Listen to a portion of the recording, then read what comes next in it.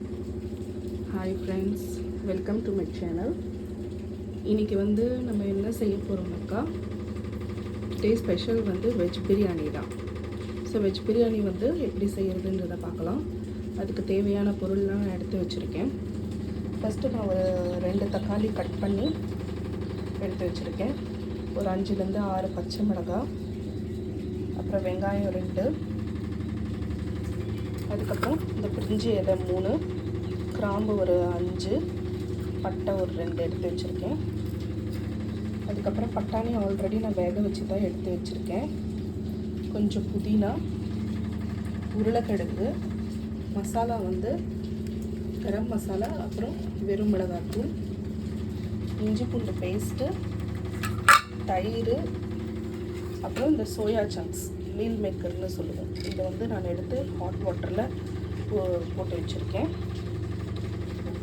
எண்ணெய், அப்புறம் உப்பு. இது வந்து நான் 2 பேருக்கு இருக்க குவான்டிட்டியில் அரிசி நான் ஆல்ரெடி எடுத்து ஊற வச்சுருக்கேன். ஸோ இப்போ நம்ம வந்து செய்ய ஆரம்பிக்கலாம். வாங்க வீடியோக்குள்ளே போகலாம். இப்போ இந்த குக்கரில் தான் நான் செய்ய போகிறேன்.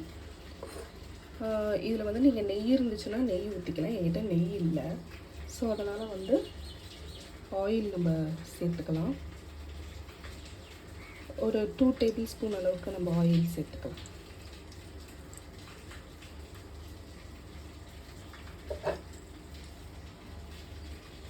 ஸோ இது கொஞ்சம் ஹீட் ஆகிற வரைக்கும் நம்ம வெயிட் பண்ணணும். ஹீட் ஆகிடுச்சு. இப்போ நம்ம இந்த ஸ்பைசஸ்லாம் வந்து நம்ம இதில் சேர்த்துக்கலாம். இப்போ பார்த்தீங்களா, இந்த கிராம்பெல்லாம் கொஞ்சம் பெருசாகும். அது வரைக்கும் நம்ம இதில் விட்டால் போதும். அதுக்கப்புறம் நம்ம இதில் வந்து வெங்காயத்தை சேர்த்துக்கலாம். இப்போ நம்ம வெங்காயத்தை சேர்த்துக்கலாம்.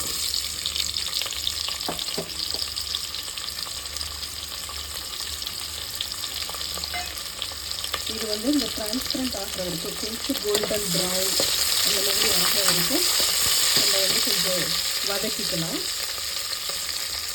இதெல்லாம் டிரான்ஸ்பரண்ட் ஆகிடுச்சு. இப்போ வந்து இது கோல்டன் ப்ரௌன் கொஞ்சம் ஆகணும். தீயக்கூடாது, கோல்டன் ப்ரௌன் வந்து ஆகணும். ஸோ அது வரைக்கும் நம்ம வந்து கொஞ்சம் இதை நல்லா வதக்கிக்கணும். பார்த்தீங்களா, இந்த ப்ரௌன் ஆகிடுச்சா? இப்போ வந்து நம்ம எடுத்து வச்சுருக்க இந்த பச்சை மிளகாவை வந்து சேர்த்துக்கலாம்.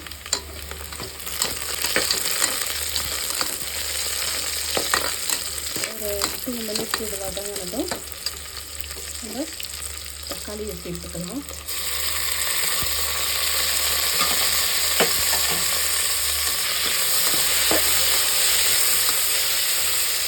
இந்த டயத்தில் தான் வந்து நம்ம வந்து இஞ்சி பூண்டு பேஸ்ட் வந்து போடணும்.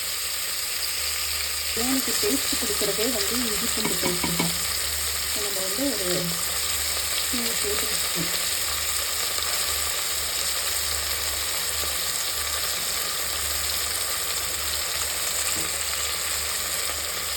போட்டு தக்காளி வதங்குற வரைக்கும் நம்ம வதக்கிக்கலாம்.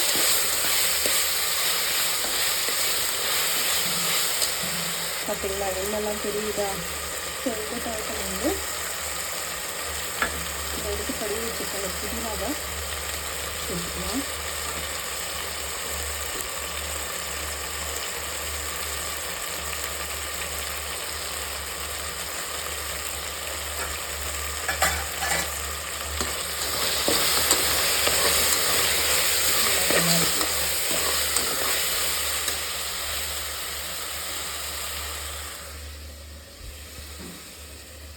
இப்போ இந்த டயத்தில் நம்ம எடுத்து வச்சுருக்க வெஜிடபிள்ஸ் எல்லாம் சேர்த்துக்கலாம்.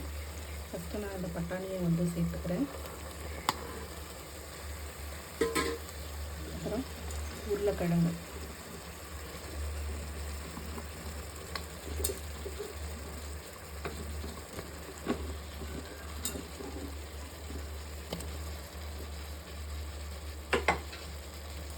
அப்புறம் நான் எடுத்து வச்சுருக்கேன் இது மீல் மேக்கர்.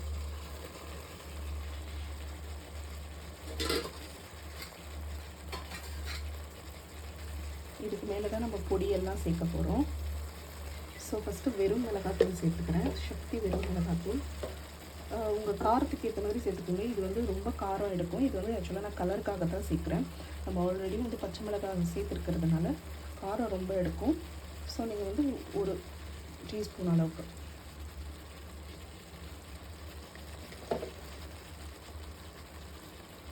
சரிங்களா. இப்போது கரம் மசாலா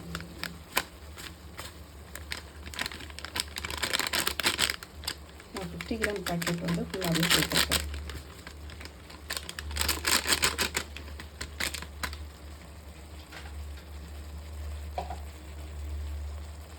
இப்போ இதில் தயிர்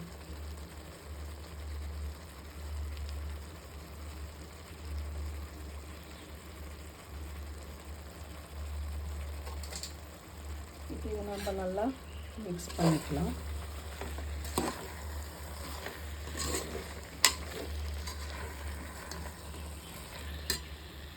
ஓகேங்களா. இப்போ தண்ணி வந்து நான் இதில் தான் அரிசி 2 கிளாஸ் வந்து ஊற வச்சேன். இதுலேயே நான் 4 கிளாஸ் அளவுக்கு தண்ணி ஊற்றுறேன். 1 கப் இதில் 1 கிளாஸ் அரிசிக்கு 2 கிளாஸ் தண்ணி. 1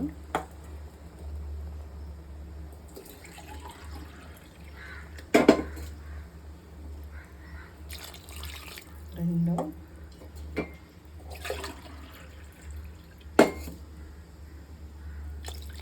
3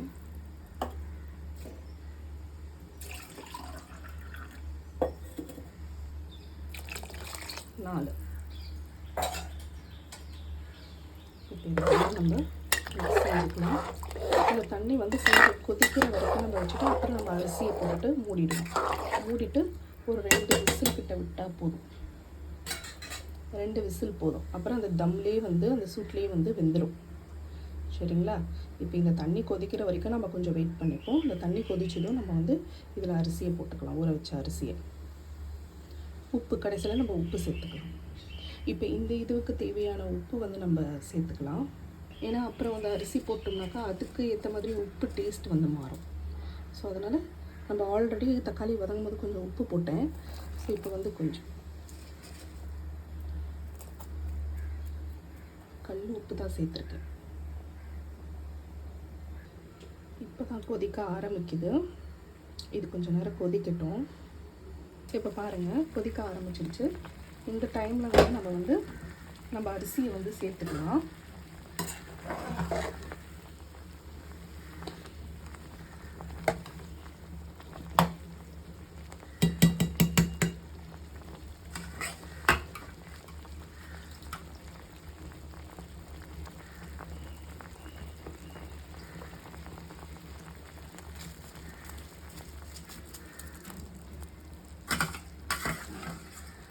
நான் வீட்டு அரிசி தான் யூஸ் பண்ணியிருக்கேன். பாஸ்மதி ரைஸ் கிடையாது, சீரக சம்பா ரைஸ்லாம் கிடையாது. இது வந்து வீட்டு அரிசிலேயே தான் நான் செய்கிறேன். இந்த வீட்டில் சாப்பாட்டுக்கு செய்வோம் இல்லையா, அந்த அரிசி தான்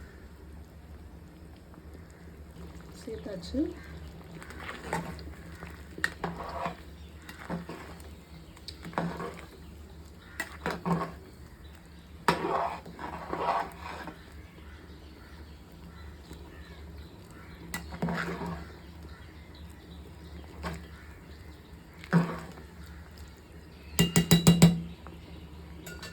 உப்பு மட்டும் இப்போ செக் பண்ணிவிட்டு நம்ம மூடி போட்டு 2 விசில் மட்டும் போதும். 2 விசில் மட்டும் விட்டுட்டு அந்த ஹேர்லாம் இறங்கணும். நம்ம திறந்து பார்க்கலாம். லைட்டாக கம்மியாக இருக்கிறதுனால நான் லைட்டாக சேர்த்துக்கிறேன். நீங்கள் டேஸ்ட் பண்ணி பார்த்து சேர்த்துக்குங்க. உடனே சேர்த்துறாதீங்க. முன்னாடியே இப்போ அதிகமாகிடுச்சுன்னா ரொம்ப கஷ்டமாகிடும், செஞ்சதே வீணாக போயிடும். இப்போ இதை மூடி போட்டு 2 விசில் விட்டு எடுத்துக்கலாம். விசில் போட்டாச்சு. 2 விசில் மட்டும் விட்டு நம்ம எடுத்துக்கலாம்.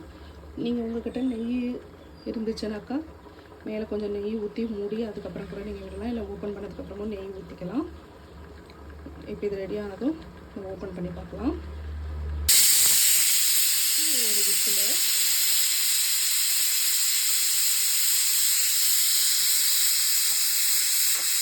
இது 2வது. இப்போ நம்ம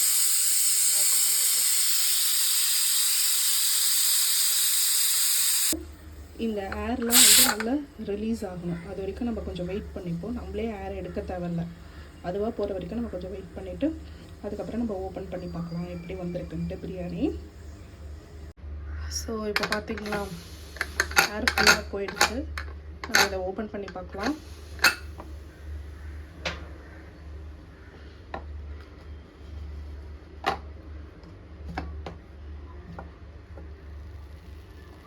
பார்த்தீங்களா?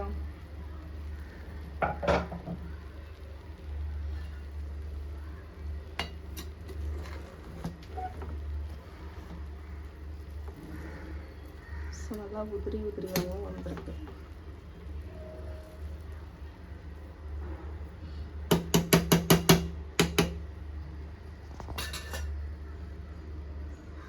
ஸோ ரைஸும் நல்லாவே வெந்திருக்கு.